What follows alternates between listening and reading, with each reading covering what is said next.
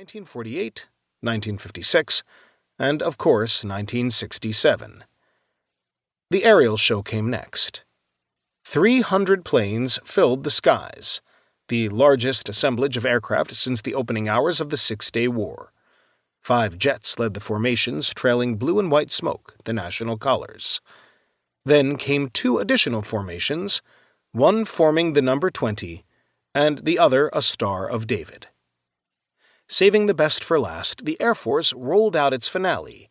A single needle-nosed MiG-21, painted red, screamed low over the crowd. Until 1966, few people in the West would have recognized a Soviet-made MiG-21. Only the vaguest details were then available on the fighter jet the Russians called the best in the world. On August 15, 1966, all that changed. Mossad, Israel's fabled intelligence service, scored one of the great intelligence coups of the Cold War by persuading an Iraqi pilot to defect with his aircraft. Had the parade been held in any country besides Israel, no one would have understood the significance of the streaking red plane. But this was Israel, where practically every man and woman served in the army, where ordinary citizens could distinguish calibers of ammunition merely from the sound of gunfire in the distance. The crowd looked up and erupted in joy. In the middle of the grandstand sat Prime Minister Levi Eshkol. Ever the kibbutznik, even in the last year of his life, Eshkol wore his dark suit open-shirted without a necktie. Sitting next to him were his cabinet ministers, most without suit jackets.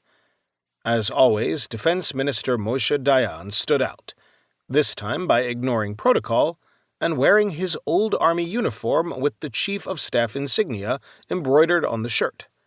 The then-serving Chief of Staff, Chaim Bar-Lev, sat in his uniform on the other side. The men sitting on the grandstand understood just how far they had come.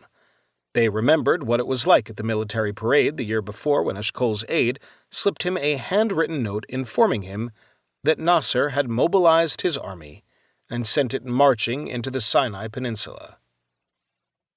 The nerve-shattering weeks that ensued even had a name, the Hamtanah, or waiting.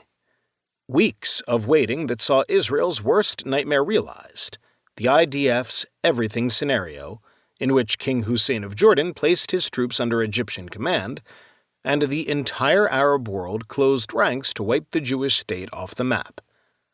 When they tuned into their radios, the Israeli public heard Eshkol botch a speech meant to raise public spirits. Individuals friendly to Eshkol have removed the recording of the mumble speech, as it is known, from Israel's National Archive. It is lost to us. In the absence of any known copy, there are several versions of what went wrong. By all accounts, Eshkol stopped in the middle, muttered something, and shuffled through his papers before turning to an aide in front of a live mic and asking, "What does this say?" At the very moment the nation needed to be rallied for battle, its coalition government collapsed. What the public mercifully did not know, but the men on the grandstand did, was that Chief of Staff Yitzhak Rabin had experienced a mental collapse. The nation's leaders debated resorting to nuclear weapons, and General Ariel Sharon dropped a suggestion to carry out a military coup. The story came to light in 2004 when Sharon was prime minister. He chose not to respond. Instead, his close friend, journalist Uli Dan, said, probably at Sharon's behest, that any such statement would only have been intended as a joke. Mr. Dan did not indicate whether Rabin laughed when Sharon uncorked that knee-slapper.